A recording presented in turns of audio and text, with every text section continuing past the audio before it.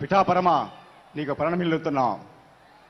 పరాజయ నేపథ్యంలో మీ ముందుకు వచ్చినప్పుడు ఒక అఖండ విజయాన్నిచ్చి జనసేన పార్టీకి రాష్ట్రంలోనే కాదు మోడీ గారి నేతృత్వంలో ఎన్డీఏ ప్రభుత్వం ఏర్పడడానికి జనసేన పార్టీని ఒక ఆసరాగా నిలబడడానికి మీరు మద్దతు ఇచ్చారు. పిఠాపరమ నిన్ను మరవం. నువ్వు చూపించినటువంటి ప్రేమ కరుణ మేమెన్నటికీ మరవం. మేము అనుకుంటాం మన అధ్యక్షులు పవన్ కళ్యాణ్ గారు పిఠాపురంలో పోటీ చేయడం దైవ సంకల్పమని. ఎందుకంటే మేము పోటీ చేసి వచ్చే రోజుకే మా అధ్యక్ష వారికి కావాల్సినటువంటి ఆఫీస్ కానీ మాకు కావాల్సిన వసతులు కానీ అన్నీ ఇక్కడ కల్పించబడ్డాయి. ఆ కుకుటేశ్వర స్వామి దయ, శ్రీపాద వాళ్ళ దయ, కుంతి మాధవుడు, అదేవిధంగా ఉమరాలీషా, అదేవిధంగా బంగారు పాప, అదేవిధంగా దత్తాత్రేయుడు, వీరందరి ఆశీస్సులతోటే మన అధ్యక్షుల వారు ఈ పిఠాపురంలో నిలబడ్డారని నేను ప్రగాఢంగా నమ్ముతున్నాను. మీరు చూపిన ఈ ప్రేమ ఎన్నటికీ మరువలేం. మీ సదా ఈ పిఠాపురం వారికి మీ సేవలోనే జనసేన పార్టీ తరుస్తుందని మీకు మనపూర్వకంగా మనవి చేసుకుంటున్నాను. అదేవిధంగా మా ఈ పిఠాపురంలో అభివృద్ధికి సహకరిస్తున్నటువంటి అడ్మినిస్ట్రేషన్కి ప్రణామం. ప్రతి ఒక్క ఆఫీసర్, డిప్యూటీ సీఎం గారి ఆఫీసు నుంచి వచ్చే ప్రతి ఇన్స్ట్రక్షన్ ఎంత శ్రద్ధగా అమలు చేస్తారంటే ఈవేళ పిఠాపురంలో జరుగుతున్న అభివృద్ధి దానికి తార్కాణం. వీరందరికీ వందనం. అదేవిధంగా మేము ఒకటే కొరుగుతున్నాం, జనసేన పార్టీ ఒక సాధారణ రాజకీయ పార్టీ కాదు, మా అధ్యక్షుడు ఒక సాధారణ రాజకీయ నాయకుడు కాడు. మేము వచ్చింది మార్పు కోసం. మేము కోరుకున్నది వ్యవస్థల మార్పు కోసం, సమాజం మార్పు కోసం. నిజంగా కూడా అధికార యంత్రాంగం కూడా ఒక్క ఆజ్ఞ ఆకమేఘాల మీద కూడా ఇక్కడ కార్యక్రమాలు జరుగుతున్నాయి. మేము కోరుకున్నదంటే మార్పు రావాలి. ప్రభుత్వ ఆఫీసుల్లో సామాన్యుడి గలం వినపడాలి. సామాన్యుడు వచ్చినట్టునే పనులు జరగాలి. అది మా ఆకాంక్ష, మేము కోరుకునే మార్పు. అదేవిధంగా ఒక్క రోజులో వ్యవస్థలు మారవు. మేము నిలబడ్డాం పిఠాపురంలో, తొలిగొడ వేసాం పిఠాపురంలో. అధ్యక్షుడు జనసేన పార్టీ సిద్ధాంతాలు ఏవైతున్నాయో దానికోసం బలంగా నిలబడి ఉన్నాం. మీకు మాటిస్తున్నాం, పిఠాపురం మీ ఆత్మాభిమానాన్ని, మీ గౌరవాన్ని మేమెప్పటికీ కోల్పోం. మేము నిలబడి ఉంటాం. మాట ఇస్తున్నాం పిఠాపురం. మరొక్కసారి పిఠాపురానికి ప్రణమిల్లుతున్నాం. జై హో పిఠాపురం, పిఠాపురం.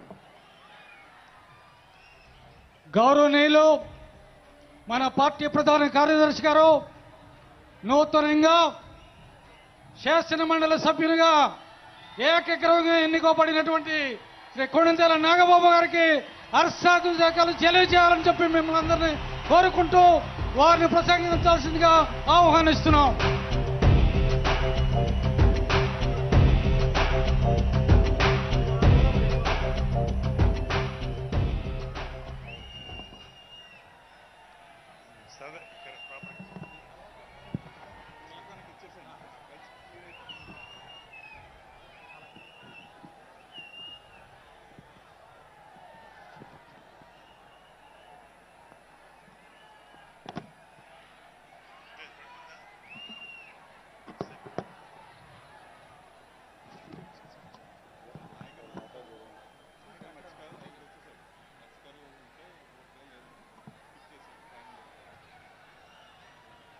హలో,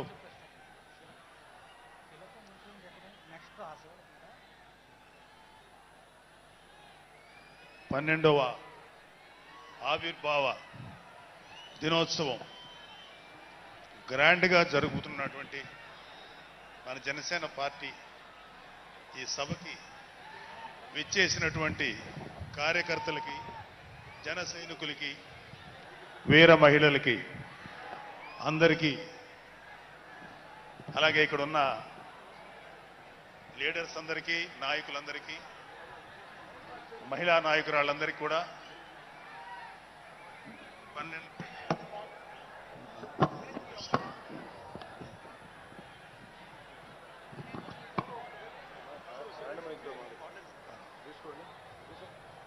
12వ జనసేన ఆవిర్భావ దినోత్సవ శుభాకాంక్షలు తెలియజేస్తున్నాం.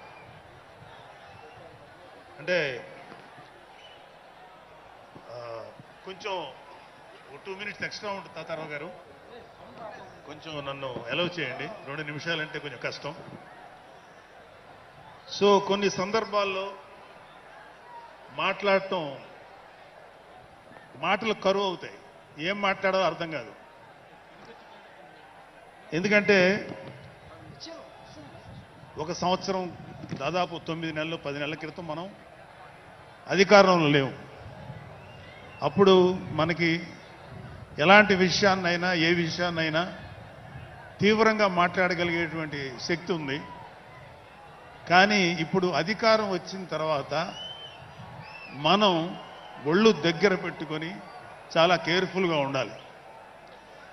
అలా ఒళ్ళు దగ్గర పెట్టుకోకుండా నోటికొచ్చినట్లు మాట్లాడితే ఏం జరుగుతుందో మనందరం కళ్ళారా చూస్తున్నాం. ఇవాళ అహంకారం తలకెక్కి నోటికొచ్చినట్లు మాట్లాడి చిన్న పెద్ద తేడా లేకుండా బిహేవ్ చేసినటువంటి మాట్లాడినటువంటి కొంతమంది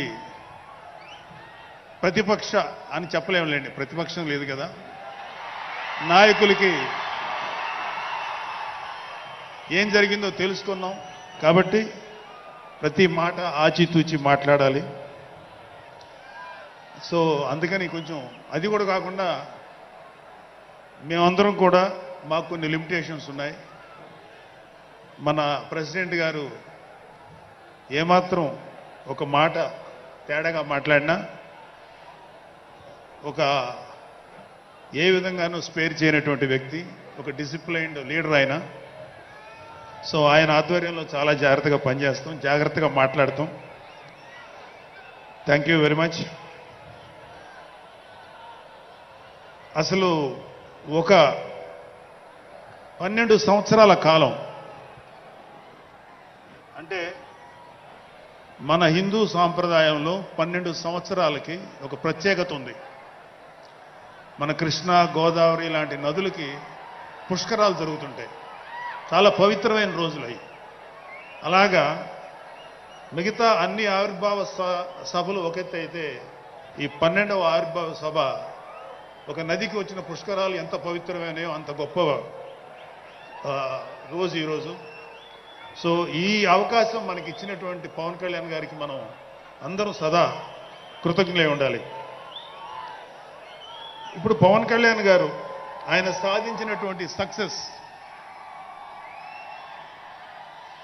ఆయన సాధించినటువంటి విజయం మనం ప్రత్యేకంగా చెప్పుకోకర్లా. 100% స్ట్రైక్ రేట్ తోటి ఆయన అద్భుతమైన విజయాన్ని సాధించడంతో పాటు